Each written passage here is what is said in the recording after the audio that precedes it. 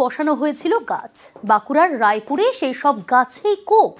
এরই বিরুদ্ধে সরব স্থানীয়রা, বন্ধ করে দিলেন গাছ কাটার কাজ।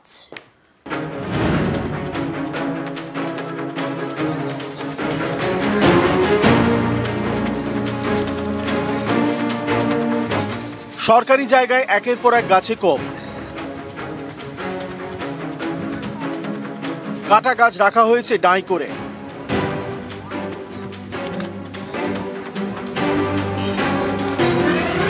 বাঁকুড়ার রায়পুর ব্লকে বক্সি গ্রাম। 2016 সালে এখানে 100 দিনের কাজে গাছ বসানো হয়। কোনোটা সোনাঝুরি, কোনোটা ইউক্যালিপটাস। তৈরি করা হয় বনাঞ্চল। সেই গাছ একটু একটু করে বড় হয়েছে। অভিযোগ, এইসব গাছে নজর পড়ছে এক শ্রেণীর অসাধু ব্যবসায়ী। কেটে ফেলা হচ্ছে একের পর এক গাছ। বিষয়টি নজরে পড়তেই সরব হন স্থানীয়রা। গাছ কাটার কাজ বন্ধ করে দেন। এরপরেই বিডিওর দ্বারস্থ হন তারা।